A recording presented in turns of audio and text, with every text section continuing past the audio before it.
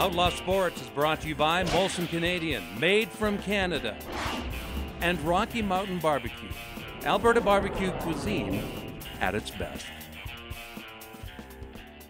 Another rapid fire section. You ready? Whoa. I know you've... Two in 1 week. You almost faltered last time. You want to talk about Tiger Woods? Yeah, he looked a little better. Yep. I'm a big fan of watching Tiger Woods. I'm not a big fan of Tiger Woods. Yep. I'm not a big fan of the Yankees, but I love watching the Yankees and somebody trying to beat them.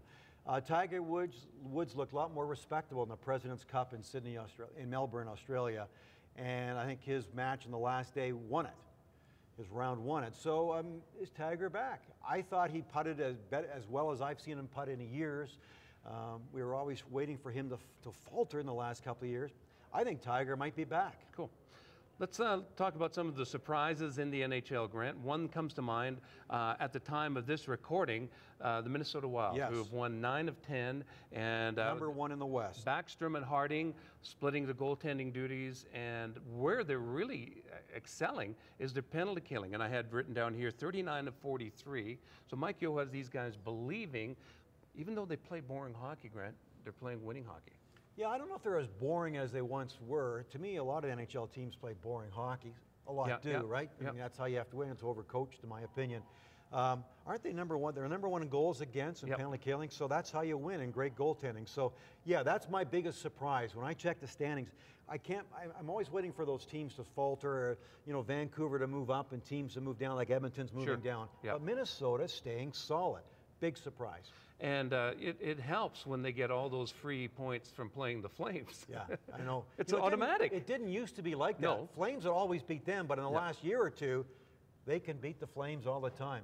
And I'm impressed by that team. We gave Dale Talon a bit of a rough ride for overspending in Chicago. He was the architect of that team. Then he was sent packing, and then they won the Stanley Cup, and then all that overspending, they had to revamp. But now Chicago's back, and they've got salary cap room, and they've got winning hockey. But you look at what he's doing in Florida right now. The surprise of the league, you know. Maybe Kevin Dineen's attitude as opposed to their former coach, Peter DeBoer, who was just kind of like little Hitler, you know, letting these guys freewheel a little bit, letting them enjoy themselves a little bit. And you see it in how long it's going to last, but at least they're competitive. Good point. How many star players on Florida Panthers? Stephen Weiss, is he a star? I don't know. Chris Versteeg, is he a star? Not many. Is Campbell? Yeah, I guess he is. Maybe. Yeah, I guess he is. Okay, so the answer is few, if any. Yeah. That's why I think the Flames should go that route too. Yeah. Get good, hungry young guys in there. So I credit what Dale Talon has done in Florida. I think he got a bad rap in Chicago. He made some mistakes. One was a fax problem, if you remember, when the contract, I think, was sent past the deadline. Something like that. But don't forget, there was a guy named Doug Risebrough here a bunch of years ago. First-year rookie GM, made a lot of mistakes. He didn't rebound. He did okay in Minnesota, but not very good. Yeah. Dale Talon probably learned his mistakes in Chicago, and he's better for it now in Florida. So I think Dale Talon's doing a great job down there. Got rid of a lot of guys. Now they're rebuilding, and they look pretty darn good. I think you can get by, Mike, with good, young, hungry players. You don't need old farts like Iginla and Kiprasov anymore. You don't. They may say that about us in the broadcasting world too, Grant. No, it's not true in this business. No, that's a big difference. Phil Kessel, as we are recording this show, leads the show in 29 points. Yeah.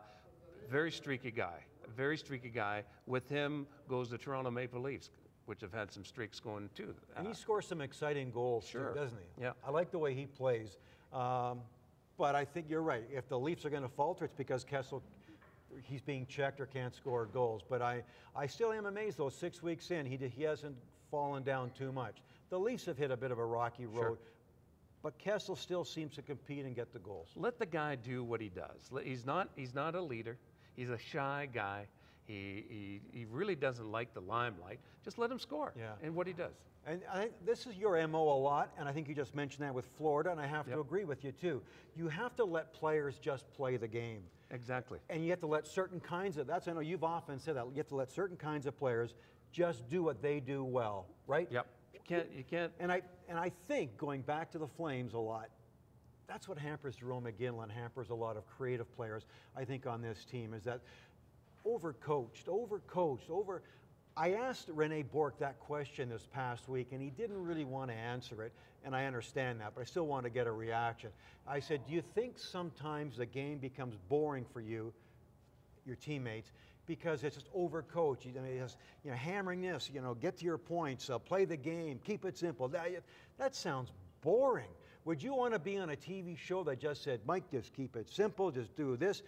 Well, I guess you spent 20 years, people telling you how to do it. They told me that for 20 years at Calgary 7. But don't you agree? That's how you get successful athletes. Yep. That's what makes us successful coaches, is that you allow players to do what they do best and get a game plan around that makes that successful. Having said that, is that what is happening in Washington with Ovechkin? Oh, another good question. I don't know if you read the tweets this weekend when we heard that Sidney Crosby was coming back. The big tweet was, now that Crosby's coming back, maybe Ovechkin will come back too. Well, there is that, saying. You know what? There is that dynamic between those two. There is that competition. It might reignite Ovechkin. Well, but yeah. listen, Ovechkin has been outstanding individually for a number of years. Did it help his team succeed? Steve Eisman was outstanding, getting 100 and some odd points every year until Scotty Bowman said, listen, let's bring down those points. Let's play like this kind of style, good for the team. The Wings had success. So I wonder if Ovi is having trouble adapting to that. Well, they've even benched a guy at times this year, Grant. I watched the game. I think they were going into overtime. They fought back. They went into overtime. I think it was the Rangers. And he wasn't on the ice for the first shift of overtime. Yeah. So he's going through a tough time right now. He's too much of a talent to be concerned about his talent going away or not being good enough. But maybe with Sidney coming back and Sidney having success, that'll bring the best out of Ovechkin. Speaking of Crosby, when he left back last January 5th, he was on a 25-point scoring streak, 25 straight points. Yep. And I think he was leading the league by a whole bunch. So I wonder if he'll pick up where he is. Maybe he'll win it.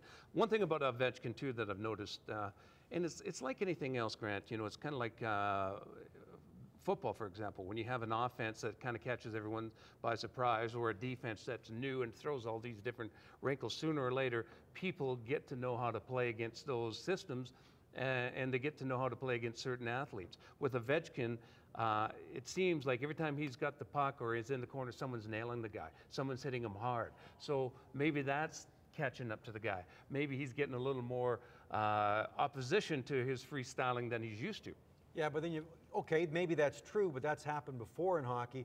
You should have other players supporting cast. Sure. Like Semin. Yeah. Like Backstrom. Oh, Semin's going to drive a coach nuts. What was that contract they signed? Didn't they sign him for a big contract? I don't think anybody would touch that guy. Yeah. We're talking about maybe trading Jerome McGinley. Who do you look around the league that would be good for the Flames? I mean, there is one guy probably the Caps would love to get rid of. He signed a huge deal. Yeah. So to me, even if Ovechkin, if he's taking it for the team and being checked, so be it. Yeah. Pass it off to somebody else. But I don't think that Ovechkin's fighting that hard away from those checks. Doesn't Semin kind of remind you of Kent Nielsen a little bit? Yeah, a little bit. Yeah. Yeah, a lot. All that talent, and then some nights just mails it in. And who knows? But then why did they sign him that huge contract? That always befuddles me, Mike. Yeah. Grant, just quickly, the Vancouver Canucks have become the assholes of the NHL. Everyone hates playing. Everyone hates Who said that this past week? Somebody, or Mark Recchi. Mark Recchi. Mark Recchi said that. The most arrogant team he's ever played against. Good. We need a team like that in the league. But I'm interested to see what's going to happen, because here's how they add to that reputation. And the guys that bug me on that team, Lapierre and Burrows. Is it because they're French Canadian? I don't know, but they just get under your skin. But the thing is, here's what happens: they knock a guy. It was Jesse Winchester into the boards. Burrows opens up the door. Lapierre hits him, and then he goes. I mean, they're just sneaky, dirty, yappy little guys that, in the real world, real men would just smack them about. Well, yeah. Well, I think some teams have tried, but they can't do that. Yeah. But don't you like when there's teams like that, though, Mike? They're like Risebrough and Mario Tremblay way back in the day, aren't they? That's exactly right. Yeah. Who was the other guy? Yvonne Lambert on that? Yeah. Someone like that. You're right. But Tremblay and Risebrough, you hated playing against those guys because they were obnoxious. when you were watching them. And I think that's the same with the Vancouver Knights. I don't like them either. But to me, I want teams like that, so I want to see teams go up against them and beat them up, or at least beat them. And I thought Mark Recchi was quite honest. I couldn't believe he was that honest. Yeah. And the big bad Bruins, you know, went after them and shut them up. Yeah. Tired of going to redneck barbecues? Well, you better call Rocky Mountain Barbecue. Alberta barbecue cuisine at its best. Great tasting food, clean and efficient service. Check us out online or call Rocky Mountain Barbecue.